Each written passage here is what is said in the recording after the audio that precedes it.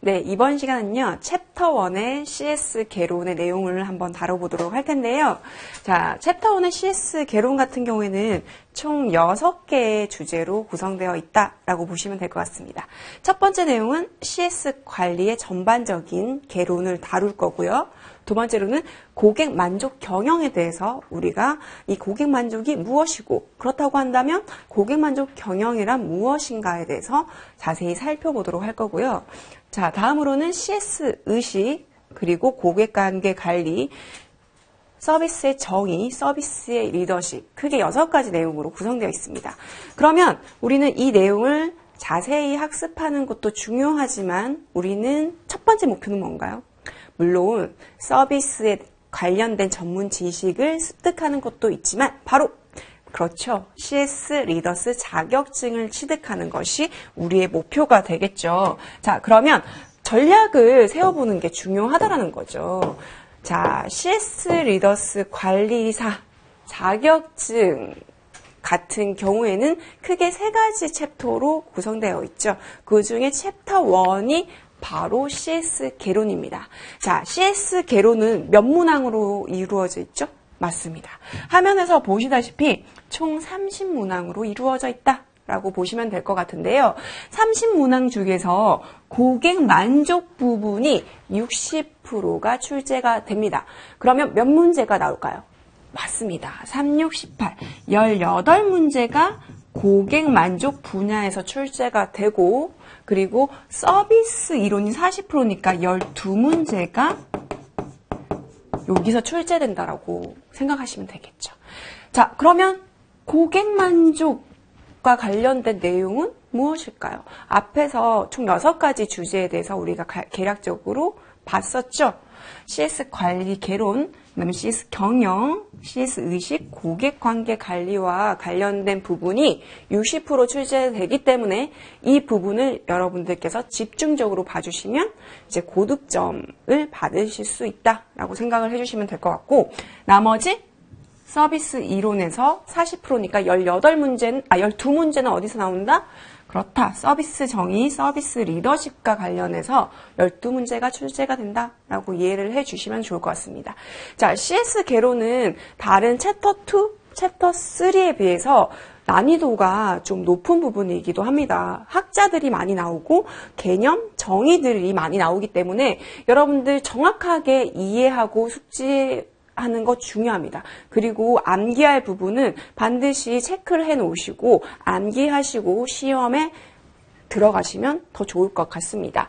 그러면 이제 첫 번째 내용부터 차근차근 살펴보도록 할게요. 첫 번째 내용입니다. 바로 CS 관리 개론과 관련된 부분인데 핵심 출제 포인트를 먼저 살펴보는 게 중요하겠죠. 어디에서 출제가 많이 되었는지, 어디를 집중적으로 많이 보면 좋을 것인지를 먼저 전략을 세워놓으시고 이제 이론을 공부하시기를 제가 추천을 해드릴게요. 우선은 CS 관리의 연도별 역사와 관련해서 여러분들은 반드시 이해하고 넘어가셔야 된다 라고 생각을 해주시면 좋을 것 같고, 서비스 구매 과정이 있습니다. 서비스 구매할 때는요, 사전의 과정, 그리고 서비스 구매할 때의 과정, 그리고 서비스를 구매한 이후의 과정으로 크게 3단계로 구성이 되는데, 이 과정과 프로세스에 대해서 여러분들은 명확하게 이해하실 필요가 있다 라고 생각을 해주시면 좋을 것 같습니다. 그리고 서비스 프로세스, 매트릭스 분류, 개선 기법들은요, 각각의 개념을 여러분들께서 숙지를 반드시 하셔야 된다. 전문 용어가 많이 나옵니다. 그래서 전문 용어 많이 어렵지만은 여러분들께서는 관련 자료들을 많이 읽어보시면서, 그리고 내 주변의 사례들을 좀 생각하시면서 연관시켜서 이해를 정확하게 하시는 게 필요하다 라고 생각을 해주시면 좋을 것 같고, 자, 대기 관리 및 대기 행렬 모형, 특히 대기 행렬 모형 같은 경우에는요, 최근에 출제가 된 부분입니다. 그래서 대기 관리를 어떻게 하면 좋을지, 어떤 모형을 적용하면 좋을지도 한번 생각을 해보시고요. 자, PC본 다이어그램, QFT, 품질의 집 관련해서는 여러분들 별표 지금 치셔도 좋을 것 같아요. 시험에 자주 출제되는 부분이기 때문에 각각의 개념 정의를 완벽하게 숙지하시길 바라겠습니다. 그러면 CS 관리의 개념부터 우리 한번 들어가 보도록 할게요. 자, 여러분들이 생각하셨을 때는 CS 관리가 왜 중요한 것 같나요? 그렇죠. 과거에는요, CS를 그렇게 크게 생각하지 않아도 됐다라는 거죠. 왜냐하면, 왜요? 이제 공급이 작고 수요가 많다 보니까 고객들을 그렇게 만족시킬 필요가 없었다라는 겁니다. 하지만 지금 어떤가요? 그렇죠. 무한 경쟁의 시대죠. 무한 경쟁의 시대에 돌입하면서 상품 공급은 그렇죠. 정말 많아졌죠. 그렇기 때문에 이 많은 상품들 중에서 어떻게 하면 차별화 전략을 수립을 하고 제공을 해줄 것인가, 어떻게 하면 플러스 알파적인 요소를 고객들한테 제공해 줄 것인가, 어떻게 하면 좀 더 좋은 서비스를 제공해 줄 것인가가 기업의 화두가 되었다라고 보시면 될 것 같습니다. 이제는 고객 만족은 없어서는 안 될 중요한 요소가 되었다라는 거죠. 그리고 고객 만족은 왜 중요할까 우리가 살펴본다면요. 바로 신규 고객 창출 비용을 낮출 수 있다라는 거죠. 고객 만족을 잘 시키게 되면요. 기존 고객 유지 비용보다 4.4에서 5배가 높은 게 바로 신규 고객을 창출하는 비용이라고 생각하시면 될 것 같습니다. 그래서 기존 고객들을 잘 만족시키고 잘 관리하고 유지를 시키게 된다라고 한다면 기업 입장에서는 비용 절감의 효과가 있다라고 여러분들 이해를 해주시면 될 것 같습니다. 당연히 기업 입장에서는 비용을 낮춰야지 수익이 늘어나겠죠. 그래서 기업 생존에 있어서 필수적인 요소가 바로 고객 관리, 고객 만족, CS 관리다라고 이해를 해주시면 좋을 것 같습니다. 자, CS는요, 뭐의 약자다? 우리는 전문가이기 때문에 CS가 어떤 단어들로 결합되어 있는가도 살펴볼 필요가 있겠죠. 보시다시피 Customer Satisfaction의 약자입니다.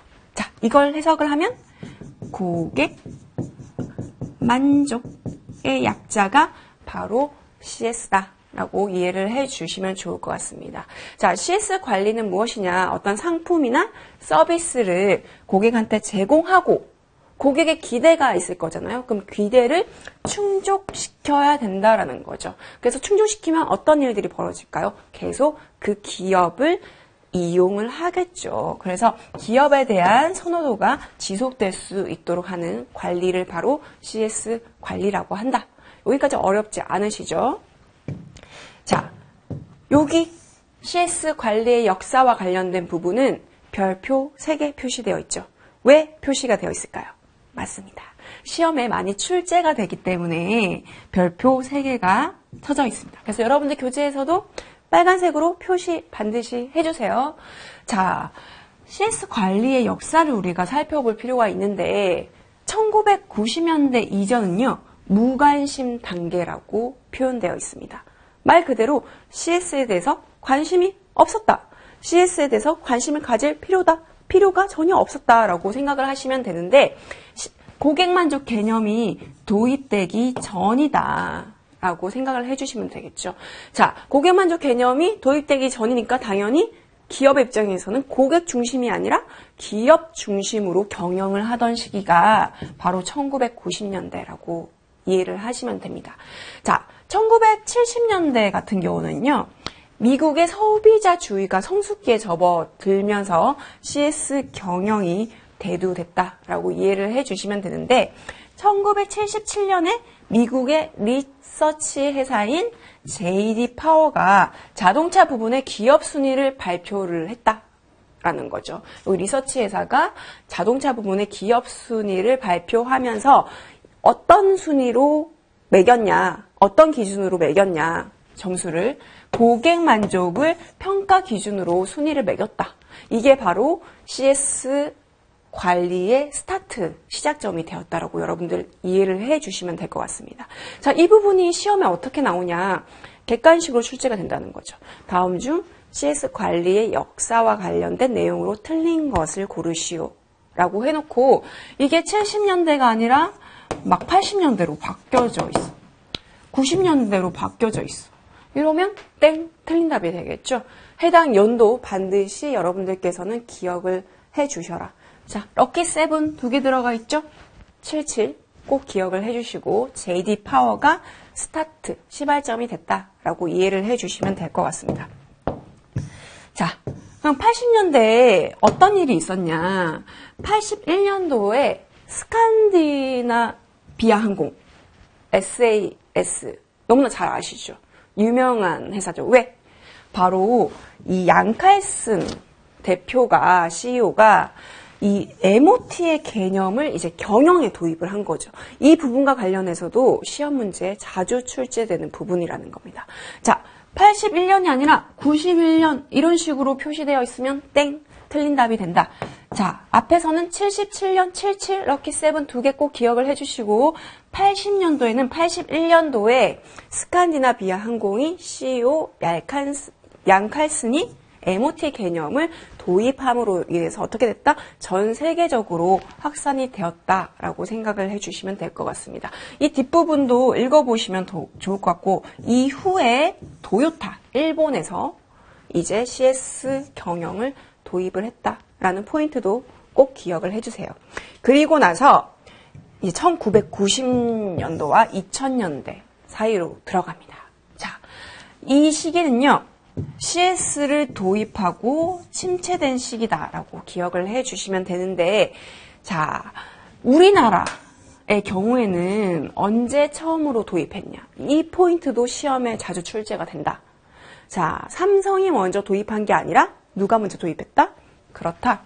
92년도에 LG에서 처음으로 이 CS라는 개념을 도입을 했다라는 것도 꼭 기억을 해주셔야 될 것 같아요. 지문에 이제 92년도에 삼성 이렇게 표현되는 경우도 있고 연도수가 82년 이렇게 표현되는 경우가 있습니다. 헷갈리시면 절대 안 된다.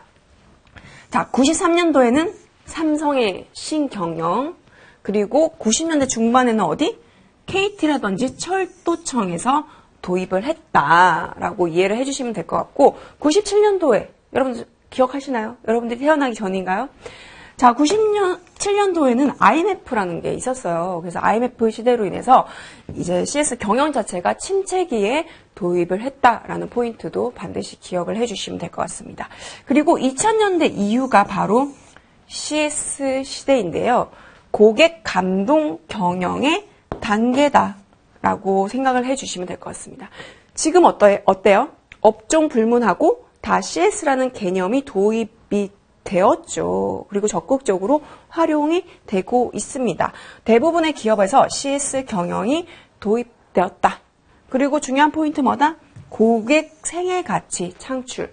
이걸 바로 LTV라고 하는데요. 이걸 통해서 고객 기여도를 극대화했다라고 이해를 해주시면 될 것 같습니다.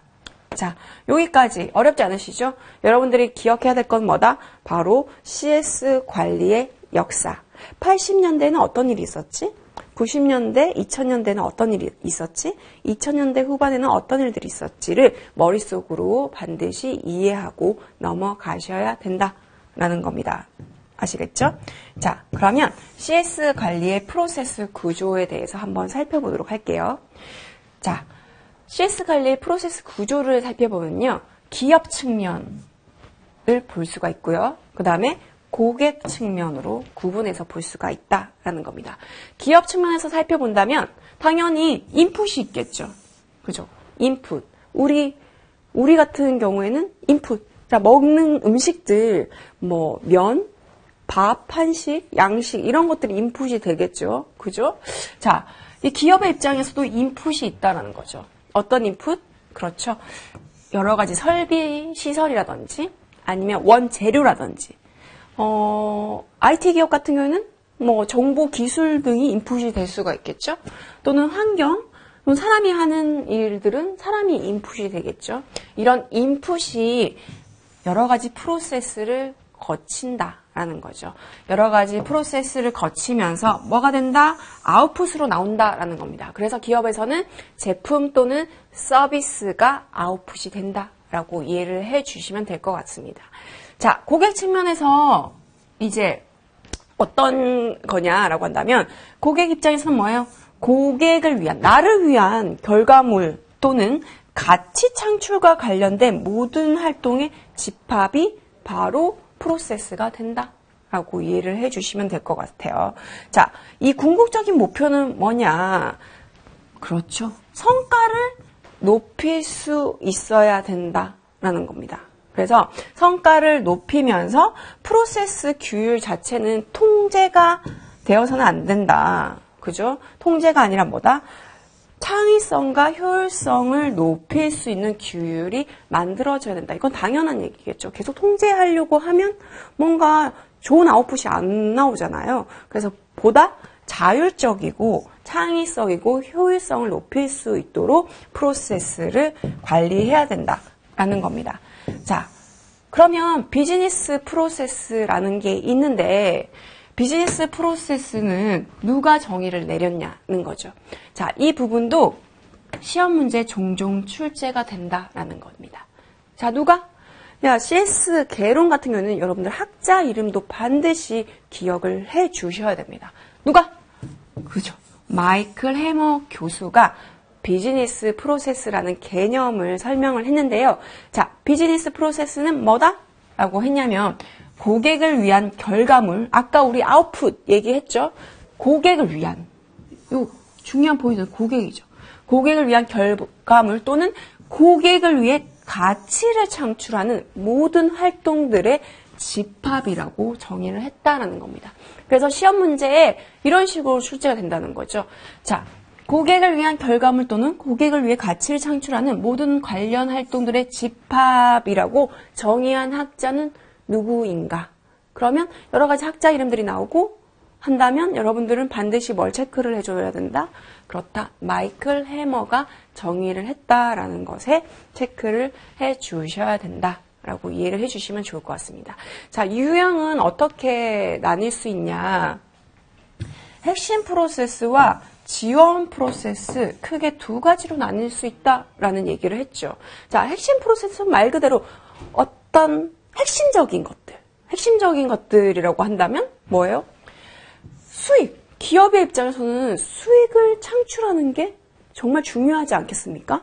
수익이 없다면 기업이 망할 수밖에 없겠죠. 그죠? 그래서 기업의 수익을 창출하게 하는 어떤 핵심적인 포인트, 프로세스, 그리고 고객의 가치를 제공하는 거 얼마나 중요합니까? 앞에서 정의에서도 얘기했듯이. 그래서 고객을 가치를 제공하는 작업을 수행을 하는 그런 아주 핵심적인 프로세스가 바로 핵심 프로세스라고 한다는 거죠. 그래서 외부 고객이라고 하면 뭐예요? 말 그대로 기업의 입장에서는 고객이 되겠죠. 그죠? 내부 고객은 직원이 된다라는 겁니다. 그래서 고객에게 어떤 전달되는 제품, 서비스를 창출하는 모든 프로세스, 가장 중요한 프로세스를 바로 핵심 프로세스라고 얘기를 한다는 거죠. 예를 들면 여러분들 핸드폰 다 가지고 있으시죠? 핵심 프로세스가 뭘까요? 그죠? 폰을 고객한테 전달하는 것들이 바로 핵심 프로세스가 될 수 있다는 겁니다. 그러면 지원 프로세스는 뭐예요? 조직 안에서 이루어지는 어떤 핵심 프로세스를 서포트하는 그런 프로세스를 얘기한다라는 거죠. 예를 들면 고객이 있어요. 고객은 핸드폰을 사러 갑니다. 그런데 우리 눈에 보이는 건 뭐예요? 핸드폰 그 자체 상품이 될 수 있겠고, 핸드폰을 이제 판매하는 직원이 있을 수가 있겠고, 또 눈에 보이는 건 뭐가 있을까요? 매장, 환경 등등등이 될 수가 있겠죠. 그렇다고 한다면 지원 프로세스는 뭐냐? 이러한 것들을 이제 고객이 잘 구입할 수 있도록 서포트해 주는 것.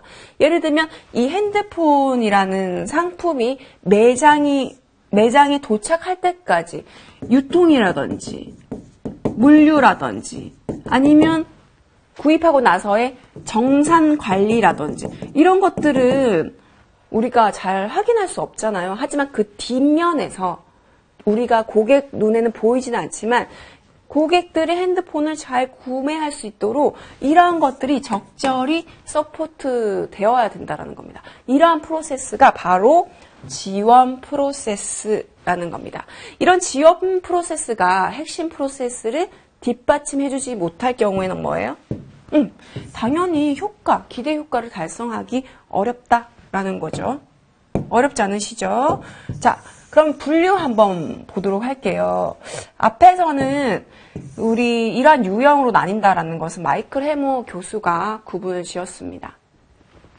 뒤에 이 분류는요, 영국의 에드워드 페퍼드 교수가 비즈니스 프로세스를 구분했다는 거죠. 헷갈리시면 안 됩니다. 아시겠죠? 이 학자별로 이제 프로세스를 이제 구분한 게 다르다라는 겁니다. 근데 시험 문제 어떤 식으로 출제가 되냐?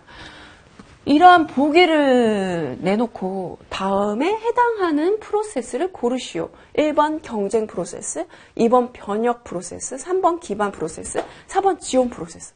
이렇게 나온 다음에 우리는 몇 번? 1번 경쟁 프로세스를 고를 수 있어야 된다는 거죠. 이런 식으로 시험 문제가 출제가 된다라는 겁니다. 또는 자, 경쟁 프로세스에 대한 설명인데, 자, 이러한 것들이 보기로 출제되는 거죠. 다음 중 경쟁 프로세스의 예시가 아닌 것은. 그래서 그 보기로 막 이러한 것들, 신제품 개발이라는 것이 들어갔어. 그러면 이거는 변혁 프로세스구나 라고 해서 우리는 오답을 체크할 수 있어야 된다. 그래서 우리는 이 개념 자체를 완벽하게 이해와 동시에 암기를 해 주셔야 된다. 왜냐하면 별표 3개죠. 시험에 자주 출제되는 부분이기 때문에. 자, 경쟁 프로세스는 무엇이냐? 경쟁자보다 우수한 고객 가치를 제공하는 어떤 프로세스를 얘기를 한다라는 겁니다. 그래서 고객 니즈를 만족시켜야 된다. 여기에 초점을 맞춘다라는 겁니다. 어떤 것들이 있을까요? 그죠? 고객 요구 가치가 제품에 다양할 경우에는 그 고객 니즈가 제품군이 좀 많았으면 좋겠어. 라고 해서 경쟁 프로세스를 그렇게 구축할 수 있다는 거죠. 자, 여러분 최근에 어떤 S전자의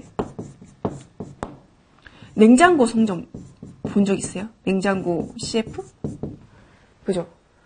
자, 그러면 우리 고객들이 막 나오죠. 여성 고객이 나와.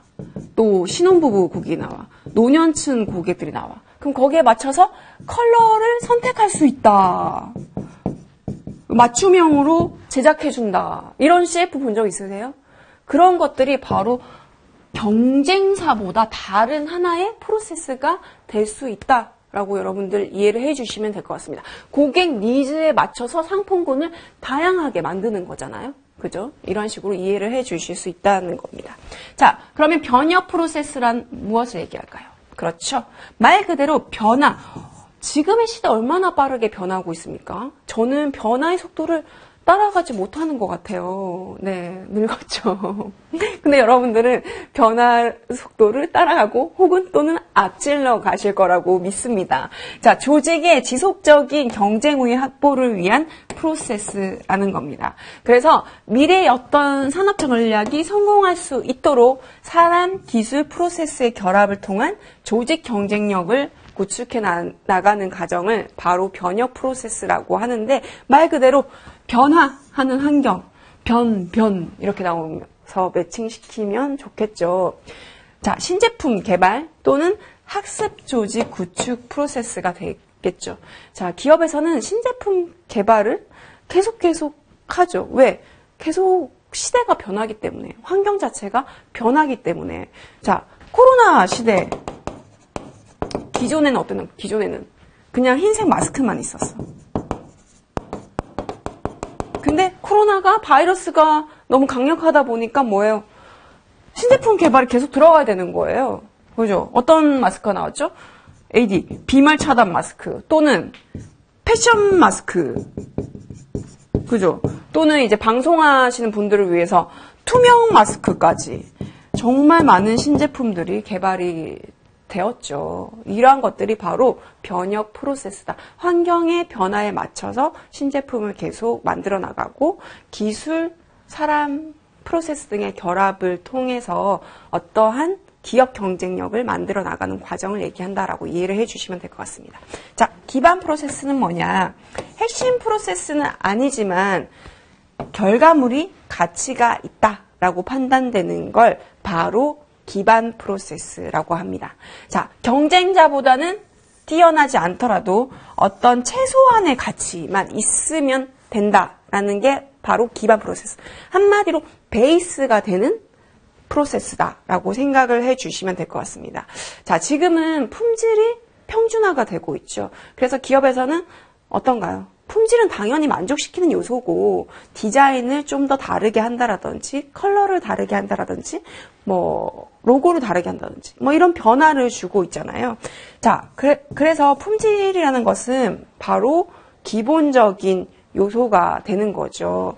그리고 디자인과 가격 등이 주요 경쟁 요소가 되면 뭐예요? 품질 자체가 바로 베이스가 되는 거. 그게 바로 기반 프로세스라는 겁니다. 아시겠죠? 어렵지 않으시죠? 자, 지원 프로세스 보도록 할게요. 앞에서 설명드렸다시피 이러한 세 가지의 프로세스가 잘 굴러갈 수 있도록 적절히 서포트해주고 지원해주는 프로세스를 얘기합니다. 그래서 예를 들면 뭐가 있을까요? 직원들 교육, CS, 교육 같은 게 잘 제공이 돼야지 직원들의 역량이 향상되고 직원들의 역량이 향상되면 바로 고객들을 만났을 때 뭐예요? 만족을 줄 수가 있겠죠. 이러한 것들이 바로 지원 프로세스가 된다. 그리고 재무 회계 마찬가지. 정산 빨리빨리 돼야 되겠죠? 월급 잘 나와야 되지 않겠습니까? 그죠? 교육, 훈련 등이 이런 지원 프로세스에 해당이 된다라고 이해를 해주시면 좋을 것 같습니다. 자, 이 조직 내 모든 프로세스가 사업 전략 수행에 당연하죠. 동일한 공헌들을 보이는 건 아니겠죠. 각각의 프로세스 종류들이 있으면 어떤 것들은 뭐 80% 공헌, 어떤 것들은 20% 공헌, 10% 공헌 이런 식으로 공헌도가 다 달라진다라는 겁니다. 그래서 뭐예요? 조직은 궁극적인 목적은 성과 창출을 통해서 고객 만족을 하는 것에 있기 때문에 효과적인 프로세스를 잘 선택을 하고 집중하고 재구축할 수 있어야 된다라는 겁니다. 그래서 비즈니스 프로세스 분류를 통해서 이 중요도에 따라서 자원 배분도 잘 해야 되겠죠. 중요도가 높은 것은 자원 배분은 좀 더 많이 하고 낮은 것은 자원 배분을 좀 더 낮추고 이런 식으로 해서 결국은 효율성을 높일 수 있어야 된다라는 겁니다.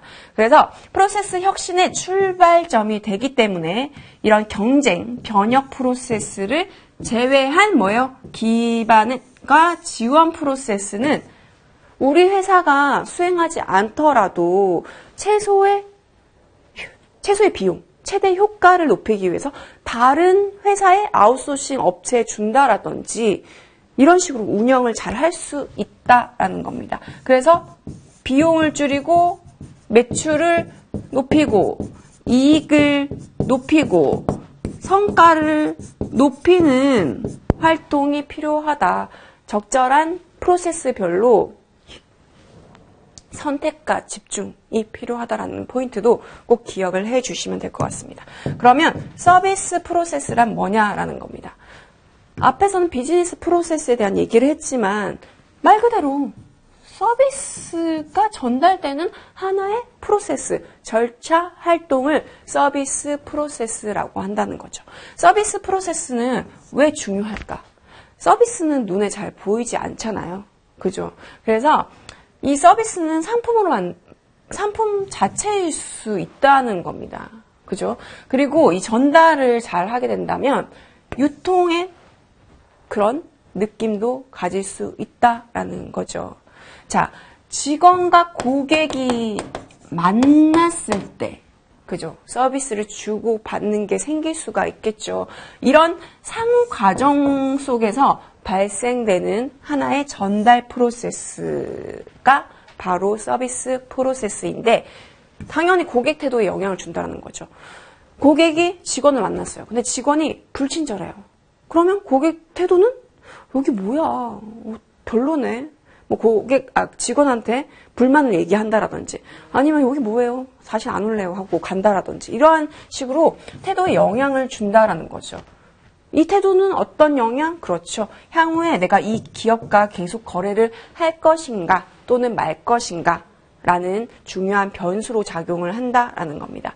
그래서 이 프로세스 단계와 서비스 제공하는 사람의 처리 능력은 고객한테 가시적으로 보인다는 거죠. 서비스라는 것 자체는 눈에 보이지 않지만 서비스를 제공하는 사람의 행동, 이러한 것들을 통해서 고객들은 바로 눈으로 파악할 수 있죠. 태도가 좋은지 나쁜지, 여기 서비스가 어떤지, 그죠? 그렇다라는 겁니다. 그래서 서비스 전달 시스템은 고객이 서비스를 판단하는 중요한 근거가 된다. 그래서 프로세스에 따라서 절차가 복잡해지기 때문에 고객한테 뭐예요? 절차가 복잡하면 당연히 고객한테 되게 다양한 포괄적 행동이 요구되겠죠. 그죠? 그래서 고객은 서비스 프로세스 내에서 어떤 한 역할을 수행하게 되기도 한다라는 겁니다. 예를 들면 어떤 게 있을까요? 셀프 서비스 같은 경우에는 이제 고객이 직접 이제 음식을 가지러 가거나 치우거나 하는 거잖아요. 그러면 고객이 이 프로세스 내에서 원래 직원이 했어야 됐지만 이제 그 고객이 직원 역할을 동시에 수행하게 되기도 한다라는 거죠. 자, 서비스 프로세스의 기본 원칙을 본다면요. 당연히 고객이 평가해야 된다는 거죠. 자, 시험 문제 어떤 식으로 출제가 되냐. 고객이 아니라 기업이 평가해야 된다라고 한다면 땡, 틀린 답. 상대적 평가가 이루어진다는 거죠. 고객마다 다 다르게 평가하죠. 근데 시험에 절대적 이런 식으로 문구가 바뀌어서 나오면 땡, 틀린다. 당연히 고객 입장에서 고객 기대를 관리해줘야 되고 고객 니즈에 맞춰서 적용할 수 있어야 되고 고객의 기대 대비 성과 수치로 측정이 된다라는 겁니다. 그리고 모든 의사결정은 기업의 입장이 아니라 누구의 입장? 고객의 입장에서 생각을 해야 된다라는 겁니다. 자, 효율적으로 대응하기 위해서는 누가 중요하다? 직원. 중요하다. 그리고 지원을 잘해주는 것도 중요하다라는 포인트도 꼭 기억을 하고 넘어가시면 될 것 같습니다. 이해만 하고 넘어가시면 시험 문제 나오더라도 그렇게 당황스러운 문제는 안 될 수 있다라는 거죠. 자, 그러면 서비스 프로세스에서의 고객의 역할을 한번 보도록 할게요. 자, 고객이 뭐예요? 서비스의 생산과 전달 과정에 참여할 경우에는 앞에서 얘기했듯이 임시 직원과 같은 역할을 한다. 그리고 역할 부여를 통해서 고객은 생산자 역할도 하게 된다라는 겁니다. 그죠? 그리고 정보 기술이 발전함에 따라서 정보가 어때요? 기업에서 제공하는 것과 별로 차이가 없죠. 우리는 어디 웹사이트에 들어가면 다양한 정보들을 얻을 수 있다라는 겁니다. 그렇기 때문에 서비스 프로세스를 여기에 맞추어서 재구성해야 된다라는 겁니다. 자, 신상품과 서비스 개발 역할도 수행을 하죠. 예를 들면 기업 입장에서는 저희 신상품이 나오는데 이 상품과 관련해서 마음에 드는 컬러를 골라주세요. 또는 관련해서 좋은 아이디어를 내주세요. 이런 이벤트들 많이 하지 않습니까? 그래서 이러한 역할들도 수행하기 때문에 혁신자의 역할도 한다라는 것도 이해만 하고 넘어가시면 좋을 것 같습니다. 자, 서비스 프로세스의 표준화 및 개별화 사례를 좀 살펴보면요. 요거 관련해서 시험 문제 과거에 종종 출제가 됐다라는 겁니다. 기억해야 될 포인트 뭐다? 표준화는 말 그대로 표준화한다. 모든 고객한테 동일한 프로세스의 서비스를 제공한다. 대표적인 사례는 어디다?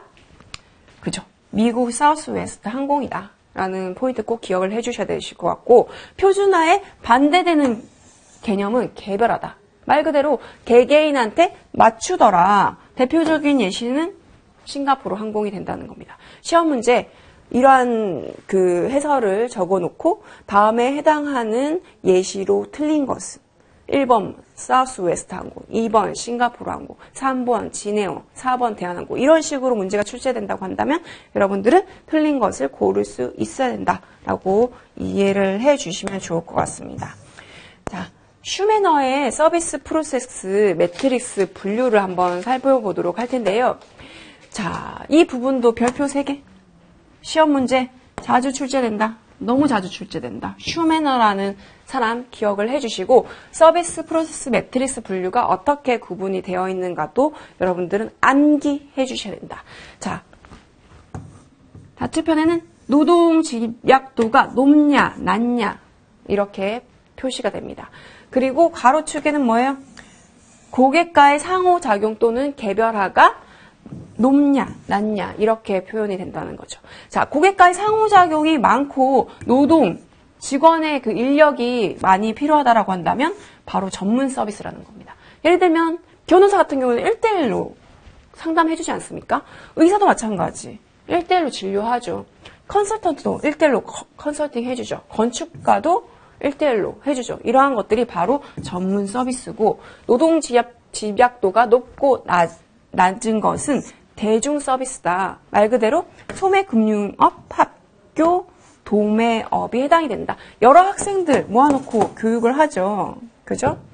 자, 고객과의 상호작용이 높고 노동 집약도가 낮은 것은 뭐다? 서비스 샵이라고 한다. 여기에 해당되는 것은 병원, 수리센터, 정비회사 등이 있다라는 거고 낮고 낮은 것은 서비스 팩토리. 말 그대로 공장 낮고 사람의 손이 필요 없고 고객과의 개별화도 필요 없어. 항공사, 운송업, 호텔, 리조트 등이 해당이 되겠죠. 그래서 이 도표 반드시 여러분들 머릿속에 꼭 기억을 하셔야 된다라는 것도 알려드리겠습니다. 아시겠죠? 다 외우시죠? 화면 보시고 지금 이 시간은 외우셔야 됩니다. 아시겠죠? 그러면 이 다음 시간에는요. 그 이후에 여러 가지 내용들을 좀 다뤄보도록 하겠습니다. 고생 많으셨습니다.